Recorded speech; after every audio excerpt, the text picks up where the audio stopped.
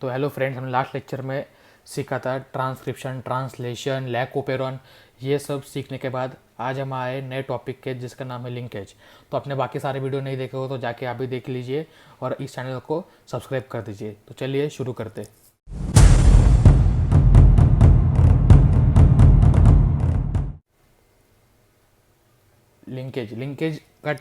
Linkage जो term है वो दिया था टी.एच. मॉर्गन ने।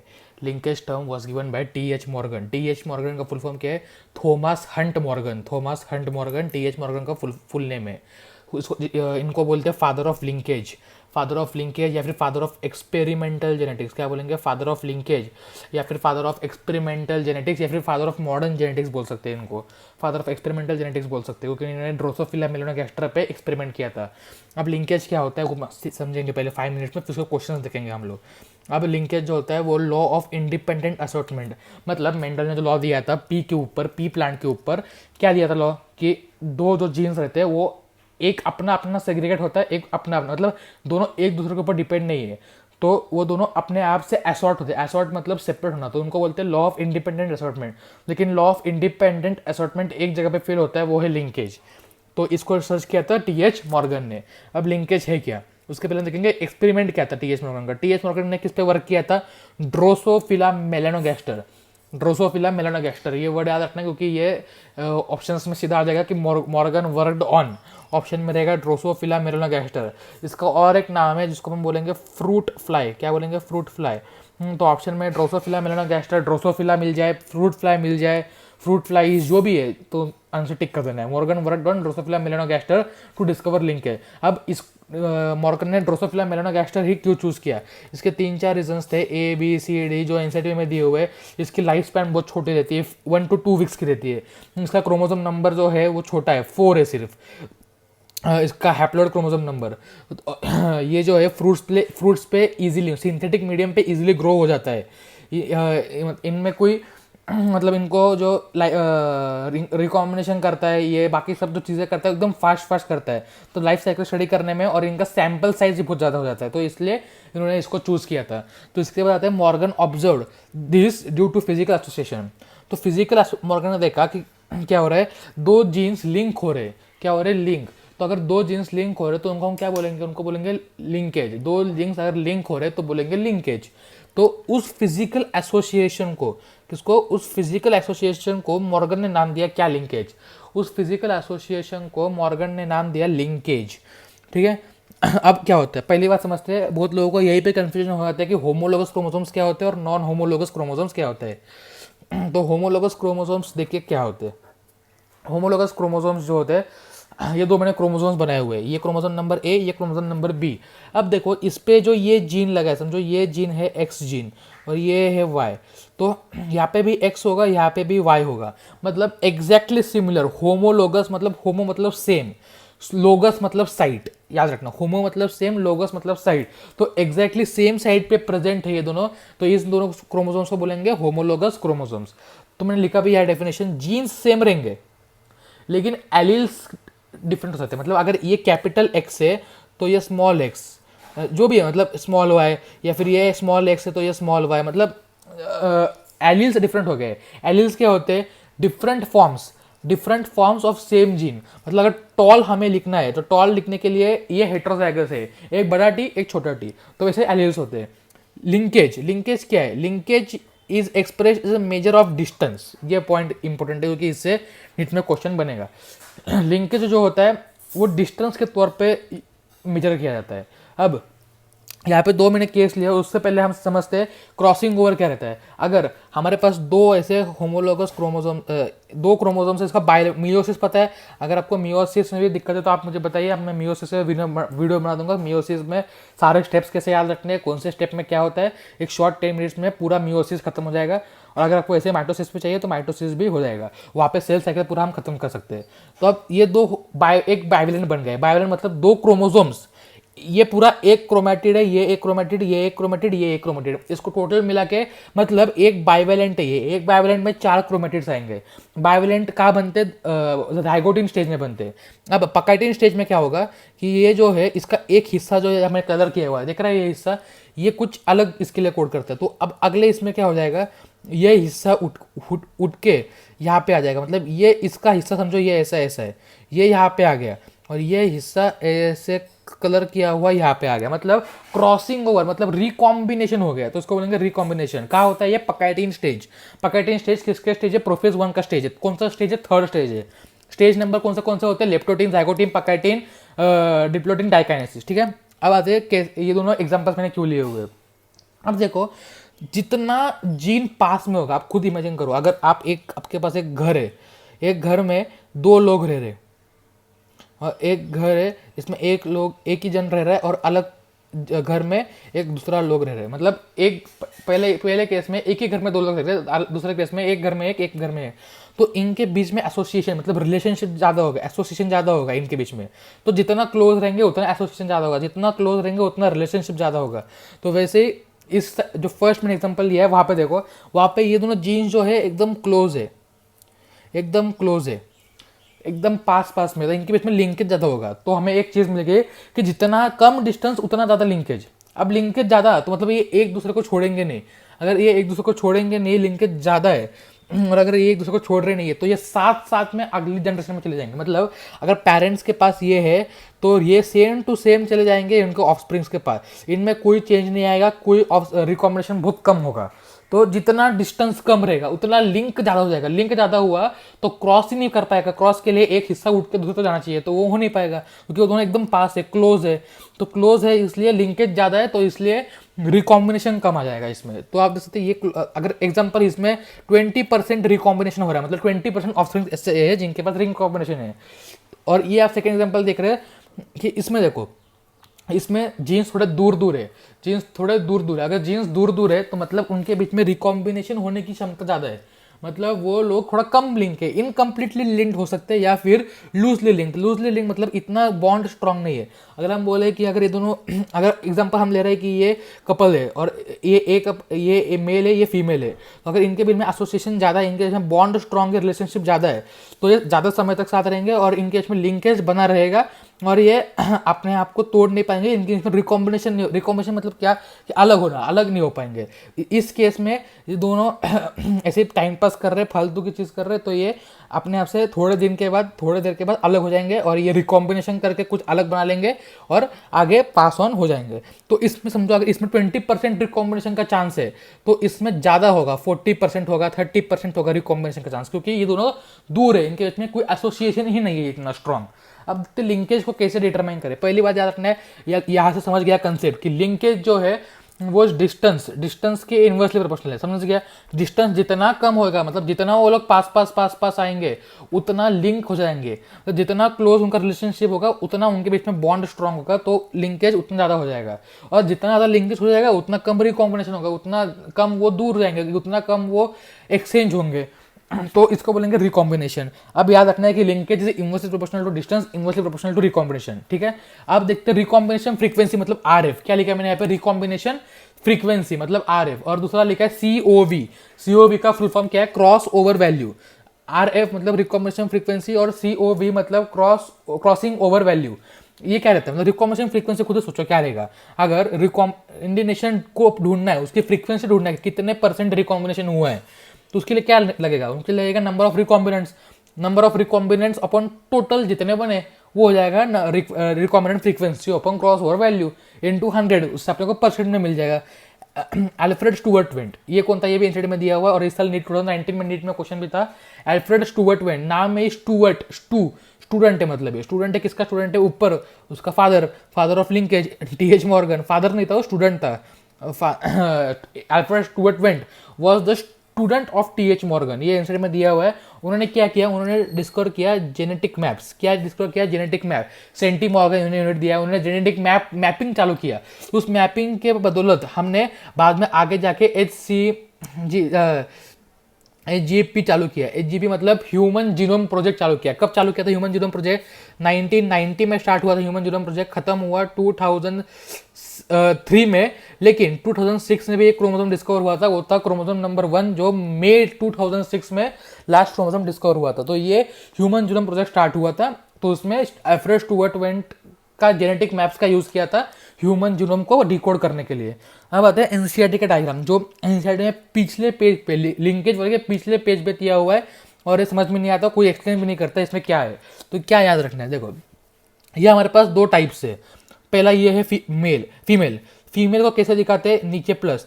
अभी ये क्यों दिखाते हैं प्लस, इसको याद करने का तरीका है कि पहले फीमेल्स जो रहते थे ग्रीक टाइम पे, वो घर में रहते थे, घर में रह के वो घर का पूरा प्रोटेक्शन करते थे, घर पे प्रोटेक्शन करके पूरे फैमिली को चलाते थे, इसलिए उनको प्लस साइन दिया हुआ है शील्ड जैसा, मतलब कि ये घर में रह के प्लस प्रोटेक्शन कर रहे हैं।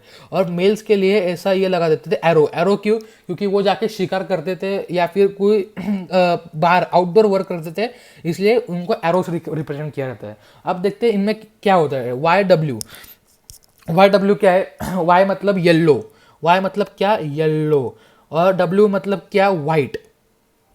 येल्लो बॉडीड वाइट आइड, क्या, येलो बॉडी। अगर सिर्फ इतना पूछ लिया नीट में क्या क्वेश्चन आएगा बताता हूँ आपको, सीधा यही क्वेश्चन आएगा, कुछ नहीं पूछेंगे निकालने के लिए, ये सबसे इजी क्वेश्चन आ जाएगा और 5 मार्क मिल जाएगा। Yellow bodied white eyed, yellow bodied white eyed को अपन ने क्रॉस किया उसके वाइल्ड टाइप से। अब वाइल्ड टाइप क्या रहता है, वाइल्ड टाइप ऐसा टाइप रहता है मतलब हमें पता नहीं रहता वो एग्जैक्टली होता क्या है। अब वाइल्ड टाइप को रिप्रेजेंट करने के लिए जो भी वाई है, अगर वाई के आगे हमने प्लस लगा दिया वो बन गया वाइल्ड टाइप। अगर डब्ल्यू है, डब्ल्यू के आगे प्लस लगा दिया तो वो बन गया वाइल्ड टाइप उसका। तो ये दोनों वाइल्ड टाइप हो गए। अब देखो WM इसमें जो है पैरेंटल कितना परसेंट आ जाएगा, 98.7% पैरेंटल आ जाएगा, क्योंकि ये देखो आप देखो कितना क्लोज है, ये दोनों कितने क्लोज है, जितना क्लोज रहेगा उतना ज़्यादा लिंक है, मतलब ज़्यादा लिंक्ड है, तो इनमें रिकॉम्बिनेशन कम होगा। रिकॉम्बिनेशन कितना है, सिर्फ 1.3, ये डेटा याद रखना है, 1.3% रिकॉम्बिनेशन, तो 98.7% पैरेंटल। अब सेकंड केस खुद से देख लो, ये रहेगा वाइट आइड और मिनिएचर विंग्स उसे वाइल्ड टाइप के साथ क्रॉस किया, तो यहाँ पे देखो जीन्स दूर है, थोड़ा दूर है, देखो दिख रहा है दूर है, तो रिकॉम्बिनेंट ज़्यादा आया, कितना आया 37.2%, रिकॉम्बिनेशन ज़्यादा आया, कितना आया 37.2%, और पैरेंटल कितना आया, पैरेंटल आया 60, बचा हुआ कितना 62.8। दोनों डेटा याद रखने। रिकॉम्बिनेंट फर्स्ट केस में येलो बॉडीड व्हाइट आइड में 1.3%, सेकेंड केस जो मिनिएचर विंग वाला है उसमें आ जाएगा 37.2%। अब इफ जीन इज लिंक्ड, अगर जिंक्ड लिंक्ड है तो parental frequency always greater than 50%, मतलब आपको बोल देगा, क्या क्वेश्चन आएगा, A and B are linked genes, कुछ ना कुछ फालतू डेटा दे देगा उसमें और बोलेगा कि what is the percentage of recombination, क्या बोलेगा, what is the percentage of recombination. Option A रहेगा 60%, ऑप्शन बी रहेगा 72%, ऑप्शन सी रहेगा 42%, ऑप्शन डी रहेगा 80%। तो क्या मारना है, 42%। क्यों, क्योंकि कभी भी पैरेंटल 50 से ऊपर होगा तो रिकॉम्बिनेंट 50 से कम होगा, कभी भी लिंक्ड केस में पैरेंटल कभी भी 50 से ऊपर होगा, और क्योंकि पैरेंटल लिंकेज है तो पैरेंट ज्यादा होगा, रिकॉम्बिनेशन पहले लो हो रहा था, उसको तो बोलते हैं लिंकेज, कि रिकॉम्बिनेशन लो हो जाए, उनके बीच में कुछ फिजिकल एसोसिएशन हो जाए। तो यहाँ पे parental always greater than 50 and recombinant always lesser than 50। अब नंबर ऑफ लिंकेज ग्रुप कैसे निकालते हैं, क्वेश्चन आ जाएगा कि find the number of linkage group in Drosophila. अब ये रहता है नंबर ऑफ हैप्लॉइड सेट, क्या रहता है, ये रहता है नंबर ऑफ हैप्लॉइड सेट, मतलब अगर ड्रोसोफिला में चार ड्रोसोफिला का हैप्लॉइड नंबर क्या है 4, तो इसमें लिंकेज ग्रुप कितना हो गया 4।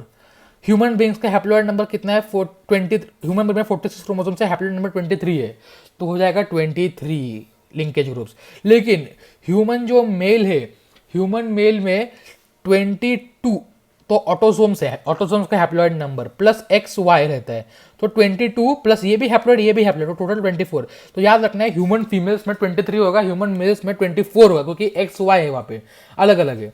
ठीक है, अब आते हैं क्वेश्चंस पे, जल्दी से क्वेश्चन देख लेते हैं क्या क्या क्वेश्चन है, इजी क्वेश्चन है और प्रीवियस ईयर्स में आए हुए क्वेश्चन है और एकदम स्टैंडर्ड क्वेश्चन है। क्वेश्चन आया तो भी ऐसा ही आएगा। अब देखते हैं first question, in the cross between individuals, क्या दिया है, एक क्रॉस किया इंडिविजुअल्स के इसमें, किसका इंडिविजुअल्स, होमोजाइगस इंडिविजुअल्स, किसके, फॉर ए एंड बी के homozygous individuals and wild type, मैंने बताया था वाइल्ड मतलब उसमें प्लस लगा दो, देखा यहाँ पे plus type, 700 out of 1000 were parental, दिख रहा है, मतलब 70% जो है वो पैरेंटल है, क्योंकि पता है आपने को 50% तो ऊपर ही आएगा क्योंकि वो दोनों लिंक्ड है। तो distance between A and B क्या है, ये पूछा है। अब आपने को होता है distance is directly proportional to recombination. बताया था मैंने, डिस्टेंस डायरेक्टली प्रोपोर्शनल। जितना ज़्यादा दूर होगा उतना उनके बीच में फिजिकल एसोसिएशन कम होगा, लिंकेज कम होगा, उतना ज़्यादा रिकॉम्बिनेशन होगा। अब रिकॉम्बिनेशन फ्रीक्वेंसी क्या था, number of recombinant upon total into 100, ये हो जाएगा डिस्टेंस। अब रिकॉम्बिनेशन कितने, 700 पैरेंटल, तो रिकॉम्बिनेंट कितने बचे, 300, टोटल कितने 1000 इंटू 100, आंसर आ जाएगा 30 मैप यूनिट्स। अब जो डिस्टेंस है वही रहेगा, रिकॉम्बिनेशन फ्रीक्वेंसी जो रहेगा ना वही डिस्टेंस रहेगा, सिर्फ यूनिट लग जाएगा। दो यूनिट्स रहते हैं, कौन से, मैप यूनिट और सेंटीमॉर्गन। तो आंसर आ जाएगा सी, 30 रिकॉम्बिनेंट्स। अगर उन्होंने पूछ लिया होता पैरेंटल का परसेंटेज बताओ तो 70%, खत्म। अब सेकेंड देखते हैं, ये थोड़ा इंटरेस्टिंग क्वेश्चन है। मेज का एंडोस्पर्म है, उसको उसका कलर्ड, अगर वो कलर्ड है तो डोमिनेंट है, सी डोमिनेंट है मतलब कलर्ड है। ओवर कलरलेस मतलब स्मॉल सी मतलब कलरलेस, कैपिटल सी मतलब कलर्ड। और फुल एंडोस्पर्म रिप्रेजेंट किया हुआ है आर से, ये भी प्रीवियस क्वेश्चन आया हुआ है। फुल एंडोस्पर्म रिप्रेजेंट किया हुआ है आर से। जो डोमिनेंट है ओवर श्रंकन, श्रंकन किसे रिप्रेजेंट किया, स्मॉल आर से। जब इनको टेस्ट क्रॉस करवाया गया तो ये डेटा कलेक्ट हुआ। डेटा क्या कलेक्ट हुआ, कलर्ड और फुल, मतलब कलर्ड भी थे और फुल भी थे, ऐसे 45%, कलरलेस और full 4%, coloured and seeing 5%, shrunken sorry, और कलरलेस और श्रंकन, कलर्ड और श्रंकन 5, कलरलेस और श्रंकन 46%। अब देखो, अब अपने को रिकॉम्बिनेंट ढूंढना है, इन्होंने इनके बीच में डिस्टेंस पूछा हुआ है, find distance between the two non allelic genes. अब अपने को उसका फ्रीक्वेंसी, पहले रिकॉम्बिनेंट ढूंढना, रिकॉम्बिनेंट कौन है। अब अगर कलर्ड है और श्रंकन है तो ये रिकॉम्बिनेंट लाएंगे क्योंकि बीच का है, एक डोमिनेंट एक रिसेसिव। अब ढूंढो कलर्ड और श्रंकन कौन है, कलर्ड और श्रंकन ये मिल गए 5%, इसको ये रिकॉम्बिनेंट हो गया मतलब 5 प्लस। अब ढूंढो कि ये लार्ज मतलब आर क्या है, फुल, और ये छोटा मतलब कलरलेस और फुल, कलरलेस और फुल कितने 4%, मतलब ये रिकॉम्बिनेशन हो गया, खत्म। क्योंकि रिकॉम्बिनेशन कभी भी उन दोनों का बीच का आता है, तो ये हो गया रिकॉम्बिनेशन। अब देखो कितना परसेंट आता है इसका, 5 + 4 अपॉन टोटल कितना है, 45 + 5 50, 50 + 46 96 + 4 100, 100 इंटू 100 कर दो, ये हो जाएगा 9%, 9% मतलब 9 यूनिट्स। आंसर आ जाएगा बी, आंसर क्या आ जाएगा बी। अब होता है थर्ड क्वेश्चन पे। थर्ड क्वेश्चन में क्या दिया हुआ है, ये भी इंपॉर्टेंट क्वेश्चन है, मैंने 2 स्टार लगाया हुआ है। टेस्ट क्रॉस किया है, किसके इसमें किया, +A और +B, उन्होंने इंडिविजुअल्स प्रोड्यूस किए, क्या क्या, ++ AB = 9, AB 9, +B AB 41 और +A AB 41 मिले। अब डिस्टेंस निकालना है, इसके लिए क्या करना है, सॉल्यूशन बता रहा हूँ मैं यहाँ पे। ऑप्शन में दिए डिस्टेंस सेंटीमॉर्गन में, CM मतलब क्या, सेंटीमीटर नहीं, सेंटीमॉर्गन, क्योंकि M कैपिटल दिए। अब देखो रिकॉम्बिनेंट्स क्या रहेंगे, जो सबसे कम रहेंगे ना, जो सबसे कम रहेंगे वो दोनों रिकॉम्बिनेंट्स रहेंगे। इन चारों में 2 रिकॉम्बिनेंट है तो पता ही है, जो सबसे कम रहेंगे वो रिकॉम्बिनेंट रहेंगे। सबसे कम कौन से, ++ AB प्लस और ये AB। अब देख सकते हैं क्रॉस किसके बीच में किया है, +A प्लस और A और प्लस और B, तो एक साथ अगर ++ आ गया तो वो रिकॉम्बिनेशन हो गया, तो ये रिकॉम्बिनेंट है 9 और AB आ गया, इन दोनों का एक साथ आ गया तो वो भी रिकॉम्बिनेंट होगा, तो वो भी रिकॉम्बिनेंट होगा +9 अपॉन टोटल किसका है, ऐड करो 41 41 82 82 + 18 100 इंटू 100, तो ये आ जाएगा 18 सेंटीमॉर्गन, जो आ जाएगा रिकॉम्बिनेशन फ्रीक्वेंसी। और जो रिकॉम्बिनेशन फ्रीक्वेंसी है वही डिस्टेंस है, तो 18 आएगा। तो ऑप्शन ये 2 तो चले गए, ऑप्शन के बचे 18 सेंटीमीटर सिस, 18 सेंटीमीटर ट्रांस। अब देखो कैसे जज करते कि सिस है कि ट्रांस है। अब देखो अगर ए बी ऐसा दिया हुआ है, मतलब एक ही इसमें डोमिनेंट एक ही इसमें ये, तो इसे कहेंगे सिस। और अगर यहाँ पे ए दिया है, यहाँ पे छोटा ए दिया है, यहाँ पे बी दिया है, यहाँ पे छोटा बी दिया है, मतलब ये दोनों हेटेरोजाइगस है, इसको बोलेंगे ट्रांस अरेंजमेंट। क्या बोलेंगे, ट्रांस अरेंजमेंट। तो अपने पास कुछ वैसा ही बन के आया है। देखो इसका अगर ए लिया तो इसका छोटा बी नीचे आएगा, इसका छोटा मतलब छोटा बी मतलब यहाँ पे प्लस है, बड़ा बी मतलब बी है और छोटा मतलब प्लस है यहाँ पे, मतलब उन्होंने अपने सिर्फ कन्वेंशन लिया है। तो इसके वजह से जो ये ए है, ये बी है, ये है बी है, मतलब एक ऊपर आएगा एक नीचे, दोनों अलग अलग रहेंगे। मतलब एक अगर प्लस आया, एक अगर प्लस आया तो एक ए आया, एक ए आया तो यहाँ पे मतलब ये जो बन रहा है ना प्लस प्लस ए बी, अब देखो ये एक साथ आ गए लेकिन ये होमोजाइगस है, मतलब कि दोनों अलग अलग इससे आए, एक प्लस यहाँ से आया, एक प्लस यहाँ से आया, समझो, एक प्लस यहाँ से, एक प्लस यहाँ से, ये एक साथ प्लस प्लस तो दिख रहा है कि प्लस प्लस है तो होमोजाइगस तो ट्रांस हो जाएगा, सिस हो जाएगा, लेकिन नहीं, ये प्लस यहाँ से, एक प्लस यहाँ से, मतलब दोनों अलग अलग स्पॉट से आए। जैसे यहाँ पे ये अलग स्पॉट से आया, ये अलग स्पॉट से आया, तो ये हो जाएगा ट्रांस। तो आंसर आ जाएगा इसका डी, 18 सेंटीमॉर्गन ट्रांस। और ट्रांस इसका कंसेप्ट है भी नहीं नीट में, सिर्फ आंसर निकल आना चाहिए कि कितना डिस्टेंस है। Thank you.